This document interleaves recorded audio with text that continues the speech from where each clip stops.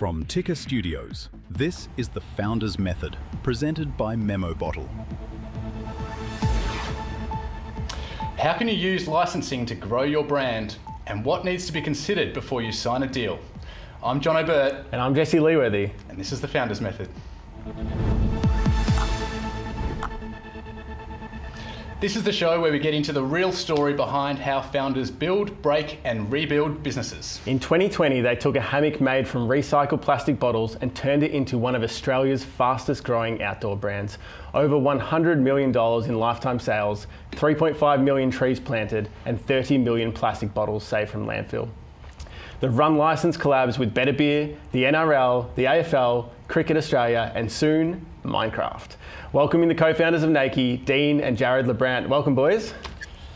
Thank you. Thank you for having us. Boys, how are you? What a juggernaut you guys have built over the last few years. Well done to start. Crazy. Thank you so much.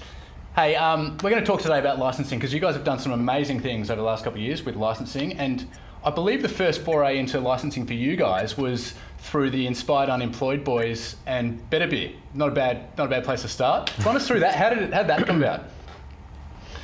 Well, back during lockdown in the hotel quarantine, the boys from the Inspired Unemployed were in a hotel and we sent them through a bunch of gear, and it turned into this pretty epic stunt that we did, and we built a bit of a relationship with the guys. And then it was the first time that I actually tasted their Better Beer.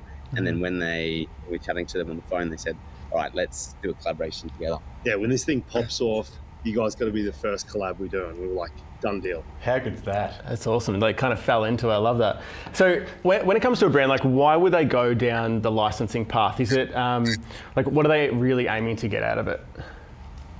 I think they would probably just try to get exposure into a new category. So like the outdoors, people love camping, obviously love the boys from the Inspired Unemployed, and then obviously they love drinking beers.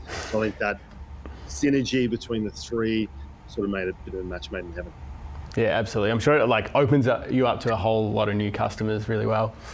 Now, who can get into these licensing deals? Because from the outside, without knowing anything about the topic, it kind of feels like you have to be a pretty big established brand to even be considered by companies to go down this path. Can anyone do it? I think so. I think we were probably super lucky with the Better Beer, where we ended up having a huge amount of success on the first launch. So we ended up doing nearly $500,000 in a short period of time. And then from there, I guess we ended up deciding it worked really well. How can we potentially go and look at different avenues? So I think probably the first thing to do is try and work out exactly who aligns with you as a brand. And we sort of brainstormed and thought, people that love sport, how about we go after the NRL? And I think, yeah, anyone can. I guess it's just a bit of a process which we can sort of go through how it works and how to get into it. Yeah, so it's accessible to everyone. I mean, that's firstly awesome to know. We didn't know that. And did I hear also, you guys call your customers every day? Is that true? So you're finding out a bit of intel from this approach as well. Is that right? Yeah, so we love to call the customers. It's something that we've done since we first started, and it's something that we've just continued to do. So when we actually launched with the NRL, we'd called a few customers that bought NRL products, and we just thought, all right, how did you hear about us? And so many of the customers said that they'd never heard about Nakie before the NRL partnership. So I feel like it's just an amazing way to get in front of new customers that probably wouldn't have heard about you. That's amazing. That's so good. And you guys just have a quota each day, do you? You got to hit your call quota? Usually 3 a day. That's nice. But I That's feel amazing. like it's a blog, being able to speak directly with your customers, and there's so many things that we find out or change and implement that we wouldn't have ever done. Yeah, even from a website piece, new product development, even little things like that. I think that was a massive unlock for us, knowing that it was probably 50% of customers that bought an NRL product had never heard of Nakie. So just unlock this whole audience for us. That's so good. Three calls a day, that adds up for sure. So how do you actually get in the door? Like, would you like go through a licensing agency, or can you go like straight to the brand? So we've done both. So we can discuss, I think, as you guys mentioned before, Minecraft coming up. That's through an agency. Okay. However, the NRL, which was the first one, we applied, literally just scrolled to the bottom of their page, and I think there was a licensing segment. We put our email address in, and they sort of, I guess, wanted know a bit about your business and what you do. So we sort of explained as much as we possibly can over the email. And then we were lucky enough to get an email that came back. We jumped on a call and we went through the entire process. which might have been a few months, Yeah. back and forth. They do, I guess, want to know a lot about the business, even from a manufacturing perspective, sustainability perspective, you know, your audience, Quality of the products, reviews, and a lot of the brands that we've partnered with. Just really want to make sure that the business is getting good quality. They want to know what they're getting into. Yeah, exactly. Well, I think it is accessible now. You can literally scroll down to any of these major brands, and most of the time they've got a licensing down the bottom. Yeah, cool. And then before you go pitching, like, do you need to identify whether that category is actually feasible for your brand and whether it's already been accessed by someone else? So I guess we probably didn't know that until now we've gone down the line.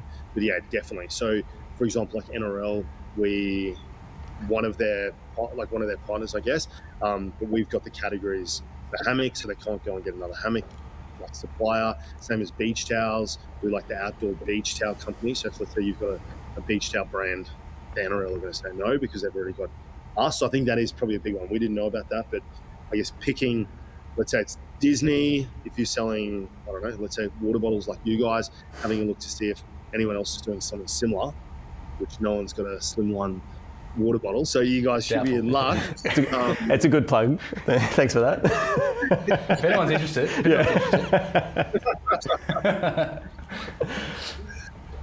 So good. So how are the deals structured? Like, let's talk numbers if you're happy to. Like, does it come down to like a royalty percentage, like minimum guarantee, or is there money up front, or is there different options like that? So we've worked with a few now, and they slightly different, but a lot of them, it is a royalty percentage, and then they do put in minimums. But for example, with the NRL, we pay 7.5% royalties and then 8% with the AFL, and they just put in minimums. So I think the NRL was 15 grand. And that's like the minimum retainer. So let's just call it easy numbers so we can work them out. But if, let's say it was $10,000 minimum and you're paying 10% royalty, if you only did, let's say $90,000 in sales, let's say you got $9,000 that you paid them, you'd owe them the extra $1,000 at the end of the year to top it up to the 10,000 minimum. That's pretty But accessible, a lot of the time, isn't it? it's massive. I feel like a lot of businesses could get involved. They don't send them too high, especially the ones that we've been working with. So I think it also depends. So some of them vary from 10 to 50,000. When we've heard some of the other ones go up to around like 100,000. So it depends on, I guess, the brands that you're working with. It's pretty accessible. I mean, a lot of brands are just are paying $15,000 for a marketing campaign or a photo shoot. I mean, it kind of like, you could almost just consider that a marketing spend and have something really good to talk about for a period of time. Hey, Definitely. yeah, that's amazing. So for NRL was kind of like the first big one that you had to sort of get yourself in the door there. What did that look like for you? I know you touched on it a little bit previously, but like, what did that exactly look like for you guys from a time perspective and resourcing? And like, going through that process initially, did it make it a little bit easier for the subsequent deals? yeah, definitely. I feel like when you've been through the process once before, you understand a bit of the process for some of the other brands. I think the most challenging thing is just getting all the Pantone and colours correct. So, for example, working with the NRL, a bunch of different teams, and you really need to nail that the colour matches up to the different teams, I guess. So probably a massive hack. Anyone that wants to get into licensing, and well, it doesn't even have to be multiple teams. Like us, it's the NRL, they've got 17 teams, AFL 18. It's hard to match every single Pantone. So normally what you do at the beginning with NRL, we ended up getting these samples, pre-production samples, sent them through. They're like, no, colour's slightly off. Went and got them made again, colour's slightly off. What we did was a bit of a hack. We printed the material, let's say the hammock material, and we printed all the Pantone colours, like 10 colours that are like 5 each side of the colour we thought it was. And then they could come back and go, hey, it's this one. So that saved a significant amount of time on the ones down the track. Absolutely, that could save you months. that's an awesome hack. Probably, I don't know, maybe 3 to 6 months worth of, I guess, back and forth to get approved. But it definitely did help, I guess, after the NRL, knowing what we knew, to be able to launch the AFL. It definitely was a lot more streamlined. Yeah, that's a good tip. Yeah, nice one. So at the end of the day, like once the licensing is finished up, like how do you actually measure if it's been successful or not? I think there's probably multiple ways. So for us, we ended up hyping the campaign to start off with, and then we launched it. So I guess we saw first impact, how it performed. Then probably the most important one is how it's performing from social media, actual paid ads. So I think like the NRL worked extremely well the first couple of months. CPMs were way cheaper than normal.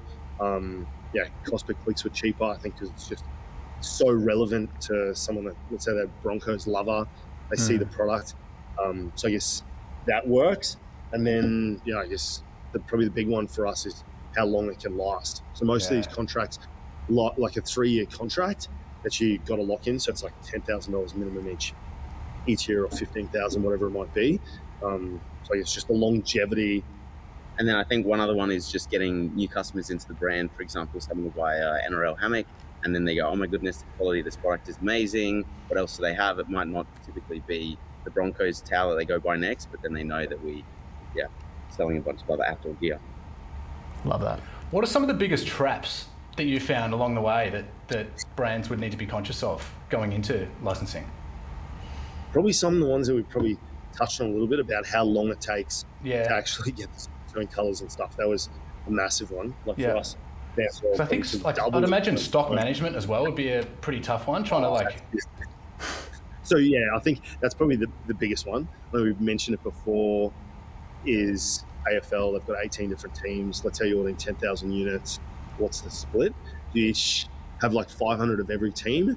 So we work closely with NRL and AFL, and they sort of give us like a rough idea on how many memberships each team has, and you can sort of base it off that. But I think probably a big one for us sporting teams anyway, the teams that are closest to the highest, like winning on the ladder, the teams that perform the best, they're on the bottom of the ladder, they're not amazing. It's crazy, the warehouse packing orders and go, the Broncos must have won on the weekend because there's increase in sales on that team. It's pretty wild. But if the team isn't performing as well, sometimes we can be stuck with a little bit of extra stock. Oh, mate, that's awesome. It's so good. It's been so good watching you guys just kill it over the last few years. It's been such a good journey. We're all going to go out looking for licensing deals now. Yeah, absolutely. Thanks for coming on today, boys. It's been great. Keep it up, guys. Thanks. Cheers. Bye. You're watching Ticker. The Founders Method is presented by Memo Bottle. For more, visit memobottle.com.